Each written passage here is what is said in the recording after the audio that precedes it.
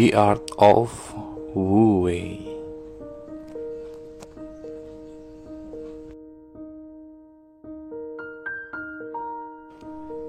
Wu Wei.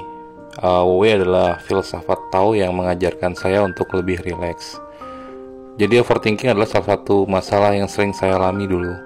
Hal ini ngebuat saya sangat terobsesi dengan mengerjakan sesuatu. Saya gelisah bila mendadak merasa terlalu santai dan selalu ingin mencari sesuatu untuk dikerjakan. Awalnya saya pikir inilah sifat yang baik karena ngebuat saya menjadi produktif. Tapi nyatanya enggak. Saya justru menjadi nggak produktif karena memikirkan terlalu banyak hal yang saya pikir harusnya saya kerjakan. Produktivitas malah menurun dan kecemasan meningkat, dan saya ngerasa ada yang salah dengan semua ini. Saya kemudian secara nggak sengaja itu mengenal tentang filsafat Wu Wei ini ya. Sebuah konsep dari filsafat Taois yang ternyata memberikan banyak ketenangan kepada saya. Wu Wei itu berasal dari bahasa Mandarin yang sering diterjemahkan ke dalam bahasa Inggris menjadi doing nothing atau tidak bertindak. Dalam bahasa Indonesia, sekilas konsep ini seperti menganjurkan kita untuk bermalas-malasan dan bersikap apatis ya teman-teman. Tetapi bukan itu yang maksud dari Wu Wei ini sendiri. Tidak bertindak bukan berarti kita tidak melakukan apa-apa, tetapi lebih kepada untuk hidup mengalir dan mengikuti sang alam. Hidup dan bertindak sebagaimana adanya, serta tidak memaksakan sesuatu atau terburu-buru terhadap sesuatu.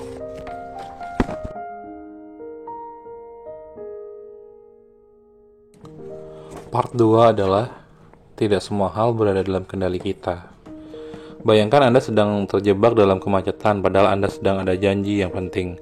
Apa yang Anda rasakan? Orang-orang bisa menjawab bahwa mereka akan merasa cemas dan kesal.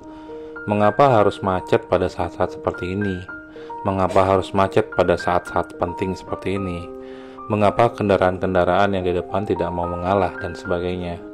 Macet sering membuat orang merasa kesal, marah, dan cemas.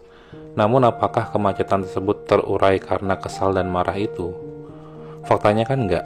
Macet itu enggak bisa diurai melalui emosi marah ataupun bersyukur.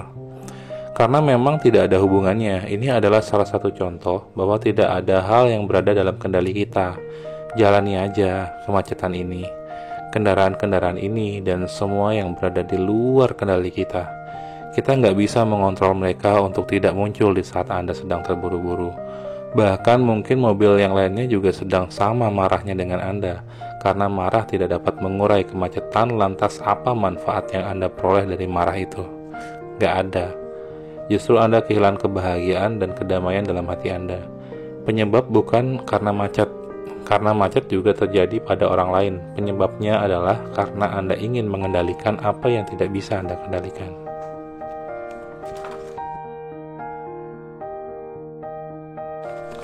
Part ketiga, the next question adalah, jika tidak berada dalam kendali kita, lalu apa?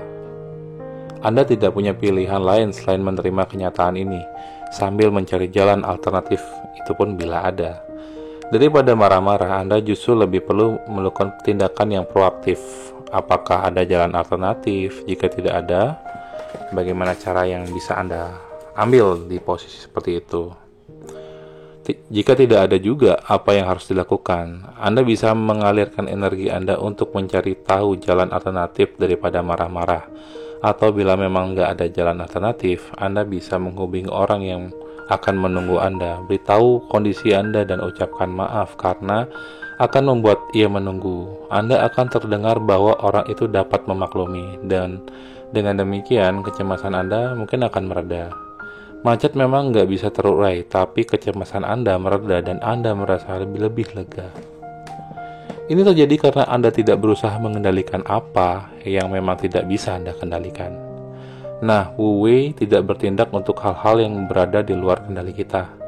Jadi, biarkan mengalir, jangan paksakan. Kebaikan tertinggi itu seperti air. Air bermanfaat bagi berbagai hal di dunia dan tidak bersaing. Kutipan dari Dao De Jing. Kutipan itu diambil dari Dao De Jing, kitab yang ditulis oleh Lao Tzu, yang bisa dibilang filsuf Tao terbesar ya pada saat itu. Saat saya masih sekolah dulu, guru saya mengajarkan bahwa air itu bersifat menempati ruang. Jika air dituang ke dalam gelas, dia akan menyesuaikan diri dan mengikuti bentuk ruang di dalam gelas itu. Demikian juga kalau air itu dituangkan ke botol, tempayan, ember, atau pot sekalipun. Demikianlah Lao Tzu menyarankan kita untuk menjadi seperti air, bersikaplah fleksibel, adaptif, dan mengikuti ruang dan situasi di mana kita berada. Nah, kadangkala saya merasa cemas karena sudah berupaya maksimal tetapi tidak mendapatkan hasil yang saya inginkan. Saya pun kemudian memaksakan kemauan saya dengan berbagai cara. Apakah itu membuat saya mendapatkan apa yang saya inginkan? Tentu aja enggak. Pada saat saya merasa cemas karena kolega saya tidak segera membalas pesan saya menjadi lebih agresif. Saya memaksakan agar ia bisa cepat membalas pesan saya. Saya mengirimkan pesan baru terus-menerus sampai mencoba menelpon meskipun tidak diangkat. Saya pun menjadi tambah cemas, pikiran saya berkelana kemana-mana. Jika ia tidak membalas pesan saya, maka pekerjaan ini tidak akan selesai tepat waktu. Mengapa ia melakukan ini? Sungguh tidak profesional. Apakah ia menganggap pekerjaan ini tidak penting? Saya pun kembali kehilangan kebahagiaan saya yang sekejap itu. Akhirnya saya berusaha untuk menerima kondisi ini, sebab memang tidak ada yang bisa saya lakukan lagi. Ini di luar kendali saya, memaksakan kehendak pun hanya membuat saya semakin merasa kesal. 30 menit kemudian, kolega saya menghubungi saya, meminta maaf karena di tempatnya sedang ada kesulitan jaringan. Ia pun mengatakan bahwa ia sudah mengerjakan laporan yang diminta. Dengan demikian, saya hanya tinggal memeriksanya dan melaporkan hal ini kepada pihak lain, dan selesai. Ternyata kekhawatiran saya tidak benar. Betapa sia-sianya saya sudah kesal dari tadi. Nah, Wu Wei ini mengajarkan kita untuk mengikuti bagaimana kehidupan ini berjalan. Jangan melawan atau memaksa, karena kita adalah bagian dari semesta ini, bukan pengaturnya. Memaksakan kehendak alam hanya akan membuat kita menderita, sedangkan hidup mengalir bersamanya memberikan ketenangan dan kebahagiaan.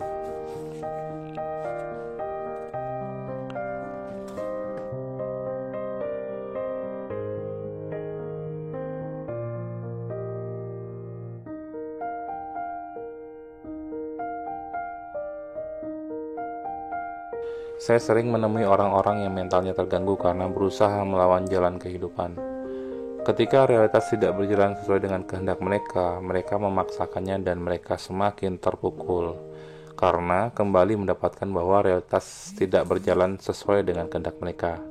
Tidak bisa menerima, mereka pun terus-menerus memaksa. Emosi negatif yang muncul dari kekecewaan tersebut berakumulasi dan menimbulkan masalah mental yang lebih besar. Sebenarnya untuk bahagia dan sehat mental, mereka nggak perlu memaksakan realitas agar sesuai dengan kehendak mereka. Mereka hanya perlu menyesuaikan keinginan mereka sesuai dengan realitas yang terjadi. Ini juga salah satu contoh dari Wu Wei loh. Nah, air yang mengalir dari tempat tinggi ke tempat lebih rendah, sebagai manusia kita memiliki keinginan yang tinggi. Ya, ini manusiawi ya. Namun apa yang terjadi bila kenyataan tidak berjalan sesuai dengan keinginan Anda atau keinginan Anda tidak terpenuhi? Belajarlah seperti air, menurunkan diri untuk tetap selaras dengan alam. Cobalah untuk turunkan keinginan Anda dan jalankan dulu sesuai dengan realitas yang Anda peroleh. Apakah ini berarti kita harus meninggalkan cita-cita kita? Ya, tentu enggak. Kita hanya sedang menyesuaikan diri, mengikuti dulu situasi kehidupan. Siapa tahu aliran kehidupan ini akan membawa kita ke hilir yang memang kita tuju. Nah, konsep ini juga diamini oleh seorang psikolog, yaitu bernama Carl Ransom Roger. Seorang psikolog dan juga bapak psikologi humanistik. Nah, menurut si Roger, permasalahan psikologis yang terjadi pada manusia itu berasal dari ketidakselarasan antara diri yang ideal atau ideal self dengan diri yang sebenarnya atau real self. Ideal self adalah citra ideal yang diidam-idamkan manusia, sedangkan real self adalah kondisi yang sesungguhnya.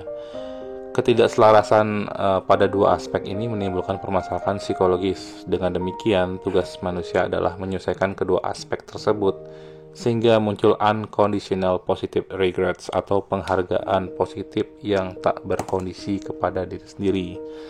Kadang kita jadi manusia itu terlalu idealis ya, pingin segala sesuatu berjalan seperti apa yang kita mau, tanpa mempertimbangkan hal-hal yang terjadi pada realita. Ini sering berbenturan dan menghancurkan diri kita sendiri. Next, di part 5 adalah hidup di momen ini. Seringkali kehidupan berada di luar kendali kita. Nah, itu fakta ya. Tidak semua keinginan kita pun harus terpenuhi. Nah, tugas kita bukan memaksakannya, melainkan menerimanya. Memaksakan hidup agar sesuai dengan keinginan kita hanya membawa kecemasan, kekecewaan, dan kemarahan. Sebaliknya, menjadi air dan hidup mengikuti realitas akan memberikan kita penerimaan dan kedamaian. Lebih bersyukur jatuhnya. Kadangkala saya memaksakan diri harus melakukan sesuatu agar realitas bisa berjalan sesuai dengan keinginan saya. Namun setelah lebih memahami tentang Wu Wei, saya akhirnya tahu bahwa kadangkala saya perlu untuk tidak bertindak. Jika memang tidak ada yang bisa dilakukan, maksud saya. Ya jangan ngapa-ngapain lah, nikmatin aja, sadarin aja apa yang sedang terjadi. Bergerak harmonis dengannya dan hidup di momen ini. Makanya beberapa orang bilang life present ya, hiduplah di saat ini, karena realitas yang terjadi ya saat ini. Jadi tidak perlu terus memikirkan bagaimana kalau, jika, kemudian dan lain-lain. Sebab masa depan itu sangat gak pasti. Jadi jangan memaksakan kepastian itu. Dan itu yang ngebuat saya jadi merasa damai. Mungkin last kata-kata yang bisa saya bilang, lakukanlah yang belum dilakukan, layani yang belum dilayani, nikmati yang kurang dinikmati, buatlah yang lebih besar menjadi lebih kecil, balaslah kesalahan dengan bantuan ramah. Oke, itulah review dari saya tentang konsep Wu Wei ya teman-teman. Kalian bisa cari di literatur lain dan memaknai Wu Wei dengan cara kalian sendiri. Poin dari video ini adalah kalian gak perlu memaksakan sesuatu seperti pikiran kalian yang sempit itu teman-teman. Kadang apa yang terjadi, realitas yang terjadi itu jauh lebih besar daripada apa yang kamu mimpikan atau cita-citakan. Kita percaya bahwa Tuhan itu maha segalanya kan.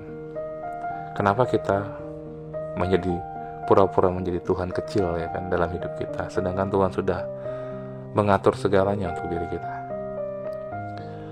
Oke, itu aja. Terima kasih buat kalian yang udah ngikutin dari awal sampai akhir. Aku Alit Wardana, Panda Media Indonesia. Thank you and bye-bye.